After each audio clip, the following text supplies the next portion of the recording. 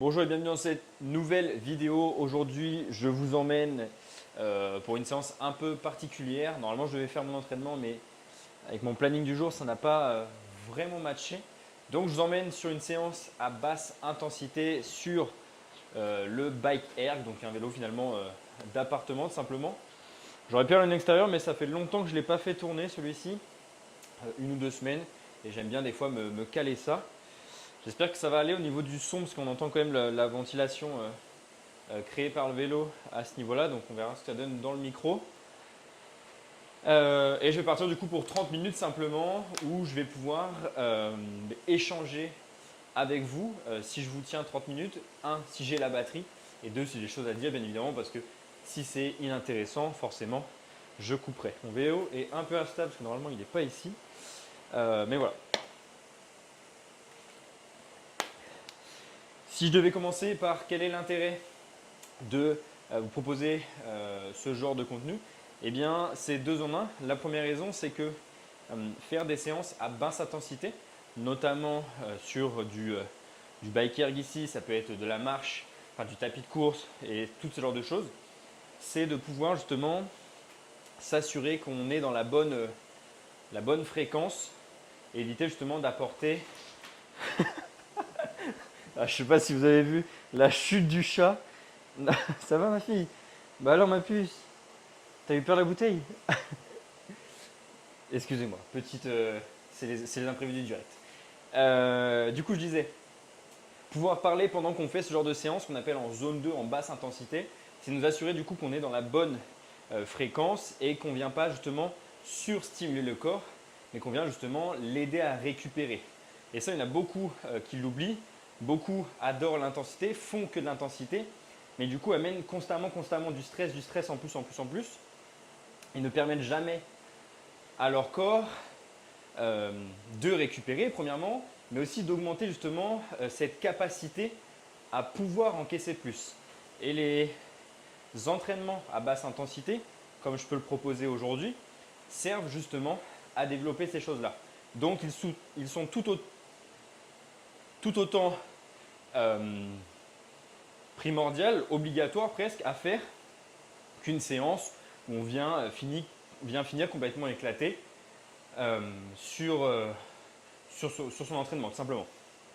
Donc ça, c'est la première raison. Et deuxièmement, comme vous voyez, du coup, ça me permet de créer du contenu tout en donc travailler, tout en m'entraînant, en prenant soin de mon cœur, principalement d'ailleurs, à ce niveau-là. Donc c'est vraiment le game changer. C'est pour ça que j'ai investi dans un vélo. C'était un ami à moi et je lui ai racheté parce que j'ai un bureau qui s'élève. Ça fait quelques années que je l'ai maintenant parce que je savais justement que je voulais travailler notamment dans la position debout. Euh, et du coup, j'ai décidé de mettre mon vélo dessous. Donc là, pour le coup, il n'est pas vraiment dessous pour diverses raisons. Parce que travailler avec un vélo sous un bureau, c'est pas la folie. Donc il faudrait que j'achète un tapis de marche. Je vous avoue que ce n'est pas la priorité à l'heure actuelle. Donc je verrai ça plus tard. Mais si vous devez choisir, prenez un tapis de marche. Parce que pour travailler, c'est quand même bien plus efficace. L'avantage par contre de ce vélo, c'est que, bon là j'ai pas mis le casque, mais je peux mettre mon iPad sur la partie là. Il y a même comment dire, un outil si on veut qui s'achète pour pouvoir poser un plateau et poser facilement son PC pour pouvoir travailler efficacement. C'est beaucoup plus simple je trouve que de travailler sur un bureau où on bouge presque tout le temps. Et de toute façon pareil, c'est des tâches quand même relativement simples d'exécution. C'est pour ça que le tapis de marche, encore une fois, si je devais vous conseiller, je vous conseillerais ça. C'est notamment plus efficace. Et ça vous permet du coup d'accumuler des pas dans votre journée, de prendre soin de vous. Et puis voilà, je pense que je vais couper la vidéo ici et je vous reprendrai sur une partie de mon entraînement muscu comme j'ai déjà pu commencer à vous proposer. J'insiste bien, l'objectif c'est d'avancer ensemble sur cette chaîne YouTube, sur mes différents réseaux, notamment Instagram. Donc si vous avez des questions, vous voulez d'autres choses que je vous partage de mon quotidien qui m'aident à avancer, que ce soit dans ma vie ou dans mon business, et comment j'aide les gens à avancer, eh bien n'hésitez pas. Je vous proposerai une petite FAQ, donc une foire aux questions. J'aime bien ces trucs-là quand même. Les gens aiment bien en plus souvent savoir Mais comment tu fais là, nana? Bref. Donc je vais faire ma séance, tranquillou bilou. Et en plus je vais couper parce que souvent je finis torse-poil de ces séances. Je suis quand même relativement chaud. En plus là je suis dans la maison. Il y a quand même les chauffages d'activer parce qu'on n'est pas aux îles Canaries. Donc voilà, voilà. Pas d'autre chose à vous dire. Je vous laisse là-dessus et je vous laisse passer du coup à la suite de la vidéo. C'était Théo, ciao. Bienvenue du coup dans cette deuxième partie de vidéo. Normalement, je vous ai présenté hier la partie vélo. Aujourd'hui, je vous prends sur mon entraînement. Je vais vous présenter mon échauffement, une partie de l'échauffement. J'aime bien le varier en fonction de mes ressentis et sensations, surtout pour pouvoir garder la constance dans mes entraînements. Parce que si je ne prends pas de plaisir à m'entraîner, eh bien, ça va me saouler. Je vais prendre rapidement aussi une pomme pot. J'ai pris une banane il y a 1 heure avant mon coaching. Donc, je vais prendre ça pour donner un peu de jus.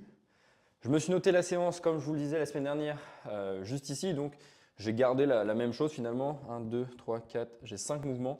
Peut-être que j'en rajouterai un, mais je pense que je vais le mettre en mode… merde. Je vais le mettre en mode… comment dire travail technique. J'ai un petit mouvement en tête. Je vous présenterai peut-être à la fin.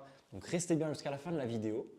Donc bref, du chair squat en 3 x 8, 12, de l'incliné à la chest, à la Smith machine du coup. Pareil, 3 x 8, 12. City draw pour les trapèzes avec les coudes ouverts, 3 x 8, 15.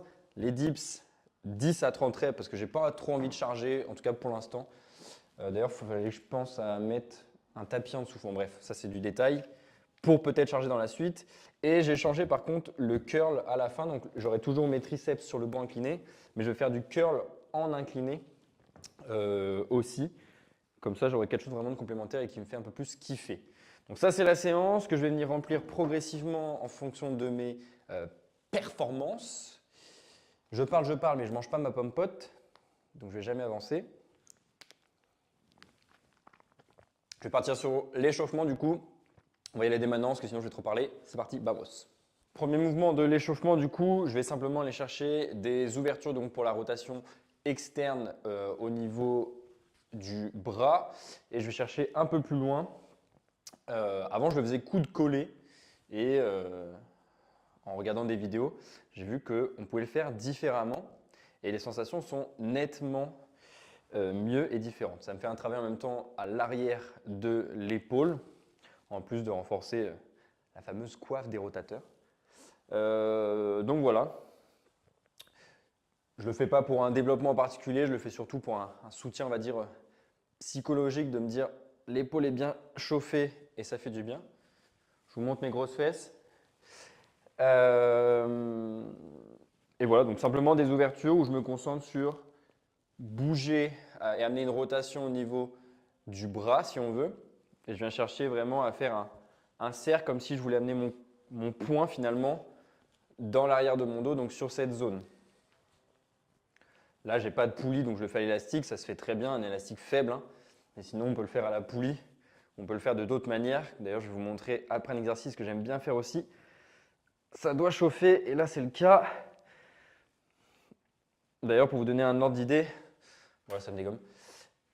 Souvent, ce que je recommande moi à mes clients, c'est que si, admettons, vous faites le mouvement et on ne sait pas trop quand s'arrêter, si je dis n'importe quoi, je dis vous faites 12 reps, mais si à 12 reps, vous commencez à plus avoir la même vitesse de mouvement, ou ça commence à se dégrader sur d'autres choses, eh bien, c'est probablement que c'est le moment de relâcher un peu l'exercice, de faire une petite pause à ce niveau-là. Enfin, ça dépend encore une fois des exercices, il faut pouvoir aussi se repousser un petit peu.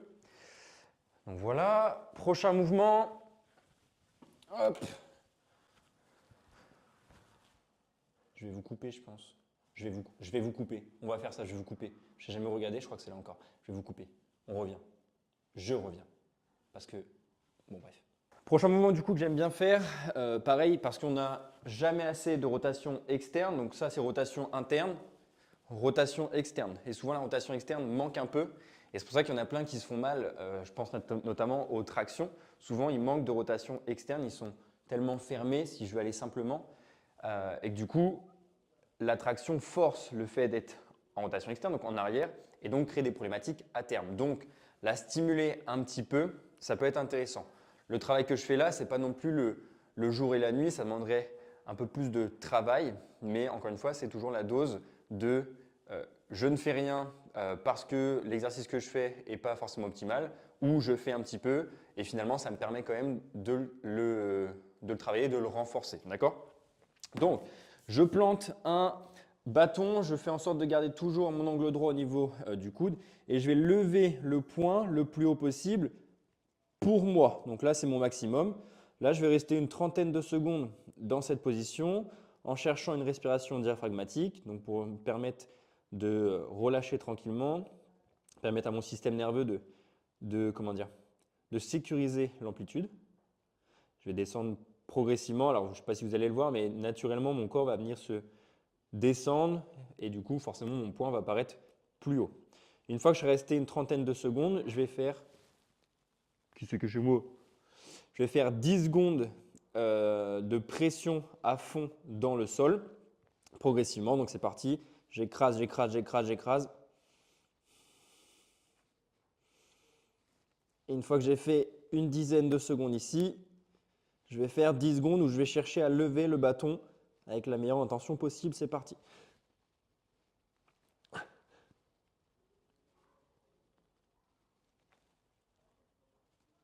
Ok. Voilà à peu près ce que je fais. Bien évidemment, je fais de l'autre bras et après, je continue. Je vous coupe là-dessus et je vous reprends ailleurs peut-être, jeune padawan. Voilà. Ah d'ailleurs, autre mouvement que j'aime bien faire aussi, je le ferai peut-être après, celui-ci. Simple, efficace, pareil. Il faut y mettre de l'intention. L'objectif, c'est pas de rester là et d'attendre que le facteur passe, comme j'aime bien dire. C'est vraiment d'y mettre une sensation de travail. Et si tous vos mouvements d'échauffement, de renfort, etc. sont confortables, il y a un réel problème dans l'intensité que vous y mettez. Donc, si vous êtes toujours bien joli à l'échauffement, à l'entraînement, c'est qu'il y a problématique. Il faut un minimum travailler. Et d'ailleurs, pour le Diarchar Squat, je reviendrai sûrement après, mais il y en a qui m'ont conseillé de mettre des coudières, etc. pour protéger. J'y viendrai peut-être après, mais vu que je vois des gens le faire sans rien, bah, je veux faire là c'est mon côté mal alpha et gothique qui prend le relais. Du coup, je veux voir jusqu'à où je suis capable de le faire. Et je me dis que s'ils sont capables de le faire, je suis capable de m'habituer. Donc voilà, la petite histoire. Il y a des gens qui passent, j'ai la porte ouverte. C'est pour ça que je suis un peu perturbé. Allez, go! Prochain mouvement que je veux faire depuis longtemps, mais que j'avais jamais encore essayé. Hier, j'avais 30 minutes entre deux coachings, donc j'en ai profité pour l'essayer. C'est simplement travailler sur la rotation du tibia pour la santé simplement des genoux. On oublie souvent, hein, le genou est capable effectivement de plier et se tendre, mais il est aussi capable de faire des rotations. Donc en ramenant la pointe de pied vers moi, j'immobilise ma cheville et je vais me concentrer du coup sur la rotation vers la gauche pour le coup, donc je reviens à droite quand même, mais je vais le retravailler après. Et du coup avec une charge externe, donc un élastique relativement léger, et je vais aller chercher 10, 15, 20 rotations par la gauche dans un premier temps, puis après je vais aller chercher par la droite et je vais faire la même chose sur l'autre jambe bien évidemment. Là je le travaille en jambe pliée, je vais sûrement le stimuler un petit peu après en jambe tendue et voilà. Parce qu'il faut savoir quand même que sur les mouvements des squats etc, techniquement il y a un minimum de rotation sur vos mouvements et donc si vous n'êtes pas habitué à de la rotation à ce niveau-là, eh bien, c'est là qu'on peut avoir des tensions dans le genou. Alors, ça peut venir de d'autres choses, hein, d'accord, mais ça ne fait jamais de mal de travailler sur un peu de rotation ici. Je ne sais pas si vous allez le voir du coup, parce qu'on ne voit pas, je suis un peu loin quand même, mais l'objectif, c'est vraiment donc, pointe de pied. Et sur la zone là, donc vous voyez, entre le genou et le haut du coup du tibia, il y a une zone, si vous placez vos doigts ici, qui se déplace plus ou moins. Et en fait, c'est ça qu'on essaye de bouger et non la cheville. Ce n'est pas la cheville qui se déplace, c'est vraiment tout le complexe tibia, genou si on veut, qui vient du coup de gauche à droite avec mon élastique. Et là, je le fais avec l'élastique, comme je le disais, c'est la première fois que je le fais pour charger un petit peu, voir ce que ça donne sur mes sensations. Mais d'habitude, je le fais en position, donc je l'immobilise, je bloque mon genou. Je ne sais pas si vous allez bien voir, je bloque mon genou, je bloque la cheville et je viens chercher du coup différents angles de travail pour, pour permettre à mon genou d'être bien échauffé. Et je fais le même principe pour la cheville, etc. Pareil, je vais le faire de dos, donc je ne vais pas vous montrer mon énorme dos de Hulk. Par contre, je vous montre mes magnifiques chaussettes. Guette la chaussette. Filme mes pieds. Filme mes pieds. Guette. Oh, tu vois pas, mais c'est marqué 14.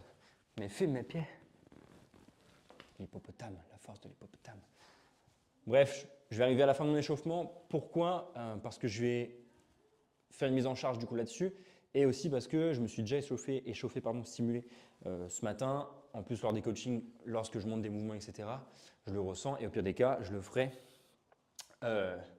entre les séries d'échauffement sur mon Z Chair Squat pour éviter de perdre trop de temps.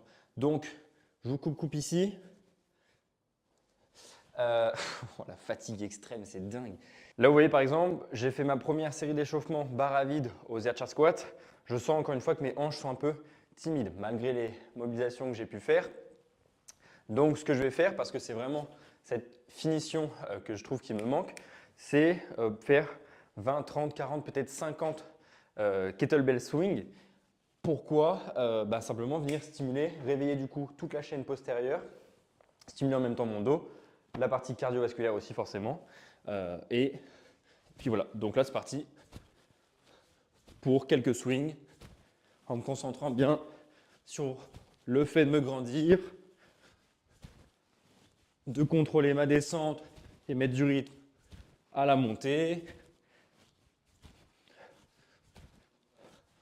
sans jamais me fatiguer, que ce soit sur les bras ou le bas du corps. Je vais vomir la compote.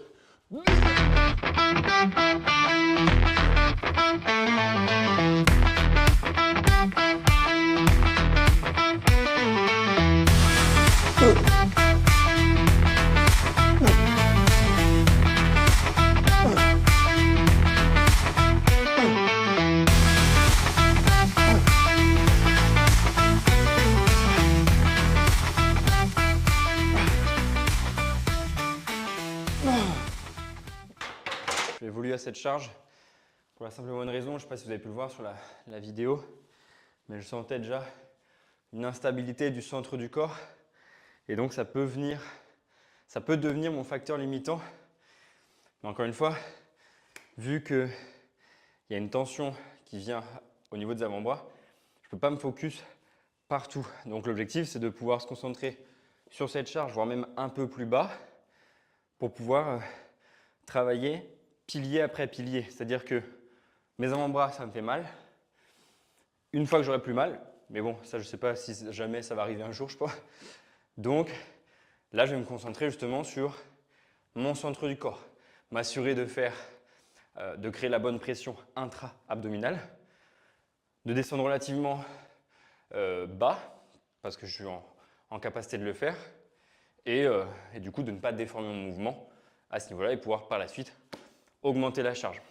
Par contre, ce qui est intéressant, c'est que le deuxième facteur limitant, entre guillemets, et c'est pour ça que je l'ai en partie intégré dans ma routine d'entraînement, c'est que c'est justement le corps CORE, donc le centre du corps, où je sens que ça pêche un peu.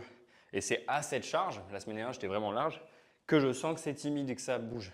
Donc j'ai de la marge de manœuvre, ça rentre dans ce que je veux travailler. Donc je vais le garder un petit peu, au moins 3 mois, j'espère.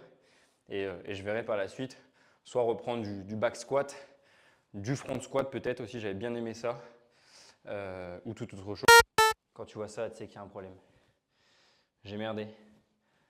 Ça m'a détruit le bras.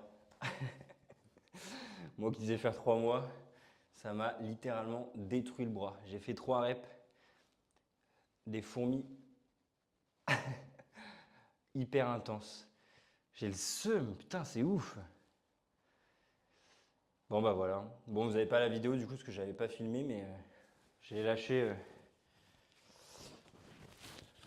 lâché comme une petite chips. Aïe aïe aïe. Putain, c'est chiant. Je vais décharger 1m70 et renquiller. Ah, vous pouvez pas savoir comment j'ai le seum là. Déteste ça. Mais bon, c'est la vie, c'est la vie.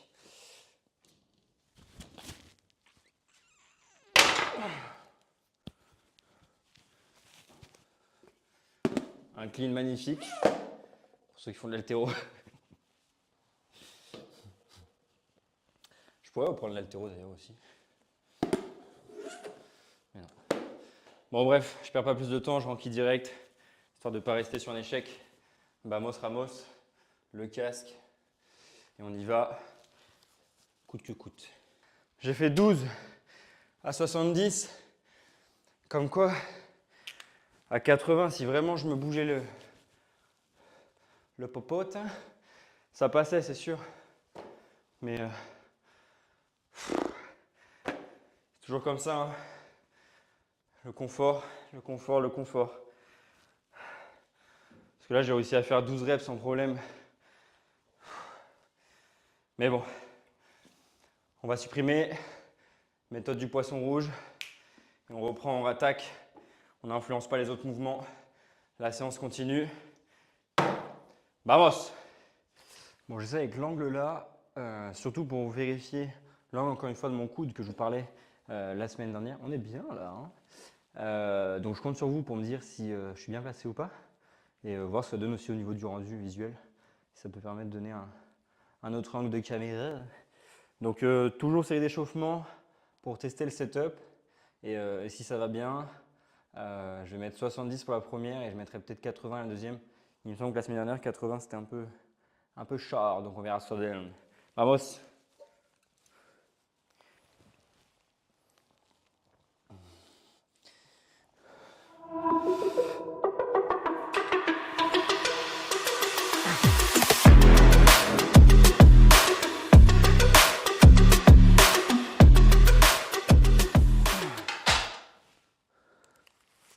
Alors, t'en penses quoi? Là, je suis en train de faire la mécanique. Je suis sur la courroie de distrib. Bon, en vrai, je pense qu'il n'y aura pas un meilleur angle que celui-ci, si ce n'est être derrière. Mais du coup, derrière, j'ai pas assez d'espace pour mettre la caméra et qu'on voit bien. Ou alors, je la laisserai juste pour moi. Mais je pense qu'ici, je vais pouvoir bien voir. Et vous allez pouvoir me dire, vous allez pouvoir participer en commentaire. Dis-moi, est-ce que... Bon, bref. Oh la vache. Donc, je vais faire ma première série à 70 kg. Je vais essayer de faire 12 reps. Je crois que c'est la fourchette que je me suis donnée. Vérifier le setup qui n'était pas dégueulasse juste avant. Je pense que je suis plutôt pas mal. Peut-être rouvrir un tout petit peu. Et c'est pour ça que je fais l'angle vidéo là. Pour voir s'il faut que j'ouvre un petit peu plus. Donc, c'est parti. Entre 8 et 12 reps. On y va. Le son est pas ouf. Chantez avec moi. Put your hands up in the air. Let's go!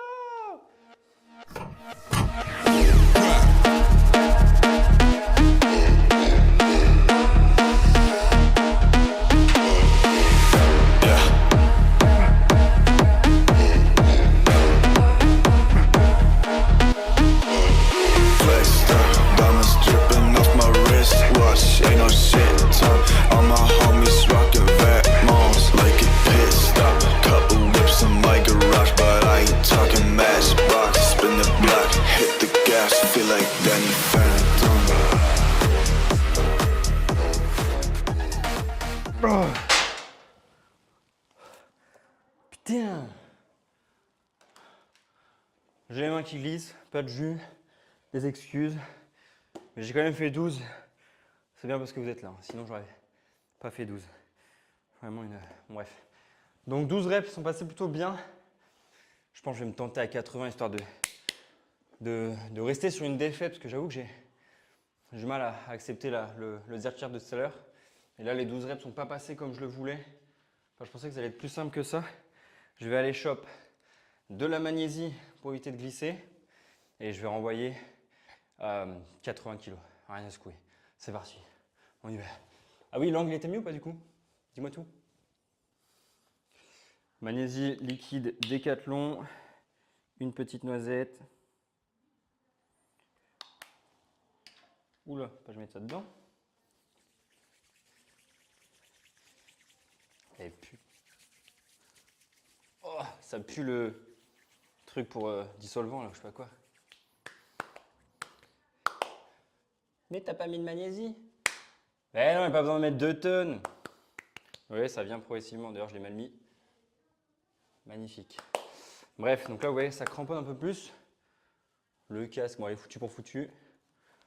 Et on y va. La musique est lancée. On manque le son. Quitte à te toucher, allons-y. 80 kg. Donnez-moi de la fort. Du côté, c'est dans les oreilles. La bombe est larguée. Oh,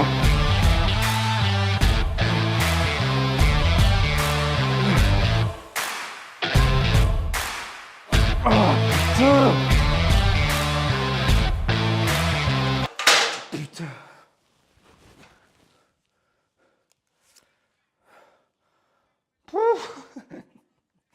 Ouais, j'ai peut-être pas pris assez de temps de repos, j'ai peut-être un peu enflammé. 5 reps, je crois. C'est pas grave.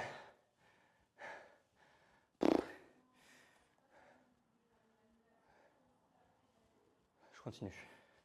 Je redescends à 70 du coup. Eh, là, ce que je fais, c'est n'importe quoi. Vraiment, c'est n'importe quoi. C'est vraiment de la débilité. J'aurais dû rester à 70. Mais la semaine dernière, c'était passé beaucoup plus facilement quand même les 80. Donc, je suis un peu déçu. Après, j'ai peut-être pas le même état de forme non plus. J'ai pas fait ma meilleure nuit. Et voilà. Donc, on suit l'état de forme. C'est lui le maître, c'est lui qui dirige. Je descends à 70 et on verra ce que je vais proposer. Pour parler sérieusement, en vrai, donc là effectivement, comme je le disais, je fais un peu le malin, mais surtout ne pas vouloir accepter l'état de forme. Et c'est ce qui pose problème et qui engendre une énorme fatigue par la suite. L'impact des situations qui vous arrivent au quotidien a un énorme impact finalement sur votre mental et donc sur votre état de forme. Et ça, c'est bien important à comprendre. Je n'ai pas le quotidien actuellement qui m'aide à performer le plus pour différentes raisons que je ne vais pas développer ici. Et du coup, ça impacte aussi mon sommeil. Et ces deux choses-là, souvent les gens pensent qu'ils peuvent soulever des montagnes tous les jours, etc. Mais comprenez bien, surtout si vous n'avez pas les autres piliers qui vous permettent de vous reposer à ce niveau-là par la suite, ça va être compliqué. Je ne dis pas que je peux forcément me permettre ça, mais mon mode de vie fait que, vous voyez, après là, je recoach qu'à partir de 17h. Et si, entre guillemets, je ne veux rien faire le reste de la journée, bah, je peux le faire. Ou je peux faire une sieste, ou en tout cas, mon sommeil, j'essaye de tellement faire attention. Par exemple, je coupe les écrans à 21h30, etc., que je sais que je vais pouvoir bien récupérer. Je n'ai pas non plus 1000 séances dans ma semaine, j'en ai 3 musculations. Donc en fait, l'écart que j'ai pu faire là n'est pas forcément problématique. Sauf que vous n'avez pas tous le même confort à ce niveau-là. Et donc, vous ne pouvez techniquement pas vous permettre de vous mettre dans des états à chaque fois ici. J'aimerais juste terminer sur le fait de ne négliger pas ce qui vous arrive au quotidien, les messages que vous recevez, entre guillemets, comment vous les percevez, parce qu'ils ont un impact réel sur vos performances. Là, on parle de performance musculation, mais surtout le reste, c'est-à-dire lorsque vous allez conduire, vous allez avoir des comportements différents. Lorsque vous allez du coup prendre des décisions, si vous êtes en partiel, parce que j'ai un client qui est en partiel, donc tous ces trucs-là vont avoir un impact. Et donc, il faut bien pouvoir lier les deux et pas dissocier, se dire je vais à la salle, je me défonce, j'ai passé une semaine chaotique. Non, pas forcément. Parfois, vouloir justement se défoncer à ce niveau-là va être plus désavantageux que l'inverse. Donc voilà, c'est le petit rappel. Je pense que c'est important de remettre les bases au bon endroit, comme j'aime bien dire, remettre l'église au milieu du village. Quelle très belle phrase de beauf. Bon bref, j'en ai fini sur les pecs. Je crois que j'ai fini à 8 reps ici. Pareil, je ne vais pas aller chercher plus pour tout ce que je viens de vous expliquer. Et je passe du coup à la sit hydro juste après. Et c'est carrément probable que je réduise d'ailleurs soit mon intensité, donc je vais moins proche de l'échec, soit que je réduise mon nombre de séries à 2 au lieu de 3. pour me permettre de rester frais jusqu'au bout et être efficace sur mes coachings en fin de journée. Bon, du coup, je ne vous ai pas filmé le reste. L'objectif, c'est pas de vous montrer chaque semaine la même chose. En tout cas, je trouve pas ça vraiment intéressant. D'ailleurs, n'hésitez pas à me dire ce que vous voulez voir sur la chaîne pour que je puisse vous proposer quelque chose d'intéressant, bien évidemment. Donc, je vais finir avec le dernier combo. Je vais terminer là-dessus. Donc, j'ai du triceps comme d'hab et c'est le deuxième qui change un petit peu. Donc, je vous montre ça en vidéo, comme ça, vous aurez un petit aperçu. C'est parti, première série, on y va.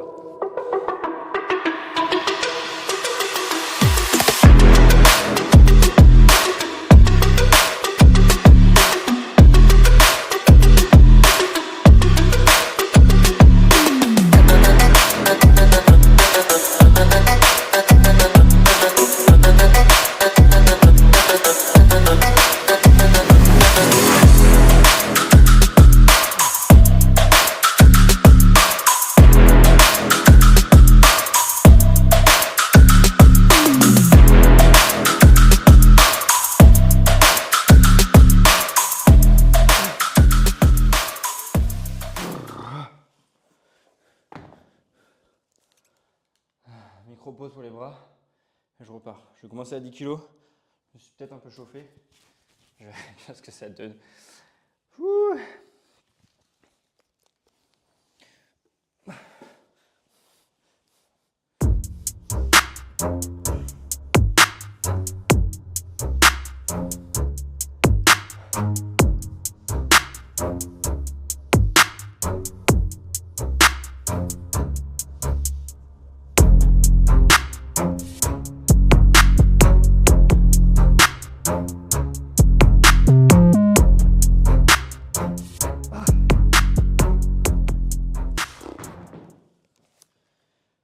Ok, bah là vous voyez par exemple, c'est ce que j'expliquais dans la dernière séance. L'avant-bras du premier mouvement, je le sens bien, enfin, je le sens plus que d'habitude. Et donc bon, pareil, c'est pas non plus douloureux ou quoi que ce soit, c'est juste gênant, mais du coup, la gêne, c'est du coup se focus sur autre chose et pas être pleinement focus au bon endroit. Donc forcément, ça amène un impact ici. Et pareil, je pense que le banc est trop incliné. Donc je vais voir ce que ça donne de le mettre un peu plus haut au niveau de l'épaule. Parce que je ne me sens pas en capacité de pouvoir charger dans la position là. Donc est-ce que c'est l'habitude qu'il faut que je reprenne ce mouvement parce que c'est un mouvement que j'avais déjà travaillé? Ou est-ce que simplement le banc est trop incliné? Je vais vérifier ça, encore une fois, par les retours vidéo et mes ressentis. Donc c'est parti, on passe à la deuxième série après le temps de repos qui permettra de souffler un petit peu. Bonjour le 7.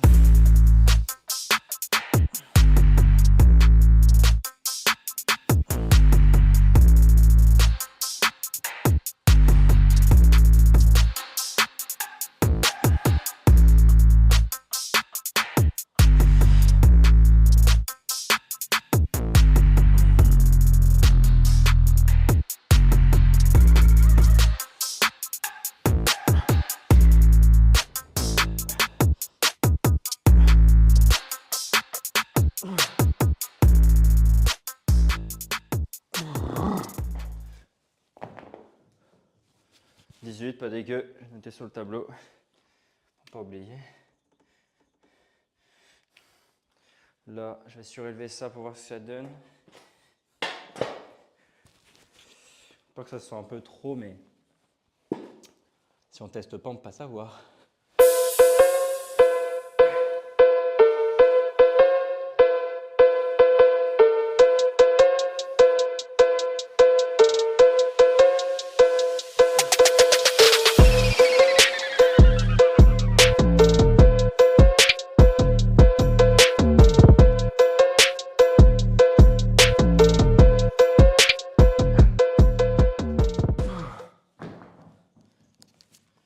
Ok, ça m'avait l'air mieux. Je sais pas ce que ça donne en visuel, mais en tout cas, le ressenti au niveau de l'épaule est beaucoup mieux. J'ai l'impression d'avoir un meilleur ancrage aussi au niveau des pieds. Donc un peu moins d'étirement au niveau du coup de l'épaule. Enfin du coup, j'ai envie de dire tant mieux. Parce que je pense que je vais pouvoir charger là. Je me suis arrêté à 15. Pareil, j'aurais pu faire plus. Je suis un peu un feignant aujourd'hui. En fait, je crois qu'à chaque vidéo, vous allez croire que je suis un feignant. Mais ouais, je suis peut-être un feignant en fait.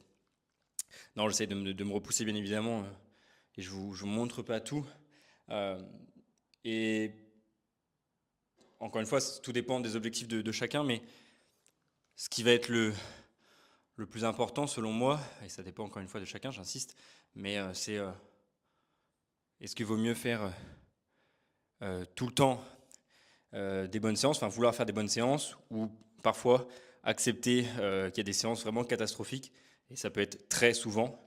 Encore une fois, ça va dépendre de l'environnement, etc. Mais, euh, mais d'être constamment régulier, finalement, d'être constant dans les séances. Là, vous voyez, c'est la 3e vidéo que je vais publier. Je suis pas sûr que j'ai donné des vibes qui donnent envie à chaque fois. En tout cas, pas sur celle-ci, c'est sûr. Mais pour autant, vous avez vu au début de la vidéo, j'ai fait mon vélo du coup hier. Aujourd'hui, je m'entraîne. Demain, je retourne m'entraîner parce que ma semaine se met comme ça pour cette semaine. Et la semaine prochaine, je serai encore là. Et la semaine d'après, ainsi de suite. Et ça fait depuis 2016 que je m'entraîne, que je suis sur le terrain, entre guillemets. Alors, pas forcément de manière hyper assidue, etc., sur plein d'aspects. Mais ça n'empêche que je m'entraîne, que je me bouge. Et voilà. Et j'espère pouvoir continuer encore longtemps en gardant justement cette passion et cette flamme pour l'entraînement, le dépassement de soi et dans l'acceptation, l'acceptation de se dire qu'il n'y a pas que des bonnes séances. D'ailleurs, même elles composent, je vais dire, un tiers de l'année sûrement, parce qu'on est lié à beaucoup trop de facteurs qui font que on ne peut pas faire des séances de ouf à chaque fois. Et je pense que c'est pareil pour les athlètes. Et c'est ce qui fait la différence, c'est qu'ils continuent malgré parfois la flemme ou plein de choses, même s'ils sont payés, peut-être même des belles sommes, mais ça reste que il faut se lever le matin, il faut se bouger, il faut travailler. Donc voilà, moi c'est ce qui m'intéresse, c'est pouvoir m'entraîner chaque semaine, mes 3 séances par semaine, et ne pas les lâcher. Est-ce que l'intensité y est à chaque fois? Probablement pas. Sûrement que des fois elle saute. Est-ce que je pourrais aller plus loin? Probablement que oui. Bref, il y a plein de choses qu'on pourrait remettre en question. Mais en attendant, combien de temps ça va durer? Moi, c'est ça qui m'intéresse. C'est d'être là, encore une fois, dans 40 ans, et je vous montre encore des vidéos à faire du curl et s'il faut la même charge. Allez, je note combien j'ai fait, parce que sinon je ne vais plus m'en rappeler. Ah si, j'ai fait 15, je vous l'ai dit en plus. Et puis, je fais la 3e série et je pense que je vous débrief, parce que je ne sais pas si je vais faire autre chose après. Fin de séance du coup. Je vous ai mis tout le récap ici. Pas de mensonge, ça ne me servirait à rien. En plus, j'ai pu vous montrer certaines phases que on ne peut pas forcément voir sur les réseaux, etc. Il y en a beaucoup qui parlent de ça et c'est vrai en plus. Hein. Beaucoup montrent que le positif et en même temps, j'ai envie de dire, un peu tant mieux parce que si on est toujours amené avec un environnement négatif, brouillé de noir, etc., c'est pas forcément fun. Mais un petit entre-deux entre la réalité réelle et les bonnes ondes, les ondes positives qu'on peut amener, et ben je pense que c'est intéressant. Et là, c'est ce que j'essaie de vous amener de l'authenticité dans ces vidéos et sur mes réseaux d'ailleurs aussi. Hein. Quand ça va pas, je suis pas le dernier à me cacher. Je sais pas si c'est comme ça qu'on dit. Bon, bref, vous avez compris. Donc, j'ai tout fait quand même finalement. Je pensais réduire mon intensité, enfin mon nombre de séries, mais finalement non. J'ai été chercher de l'intensité, notamment sur les bras. J'ai réussi à me repousser un peu. D'ailleurs, là, j'ai fait 17, comme je vous disais. J'avais encore de la marge. J'ai réussi à faire 20 aussi ici. Donc là, je suis bien congestionné. Ça fait plaisir de terminer là-dessus. Et ça que je trouve intéressant, et je vous en ai parlé en début de vidéo, l'effet poisson rouge ou l'effet delete, reset finalement. C'est Kobe Bryant qui en parlait. Vous avez vu l'anglais, Kobe Bryant. Le fait que s'il y a un échec à un endroit, bah, en fait, ça ne doit pas se répercuter sur le reste.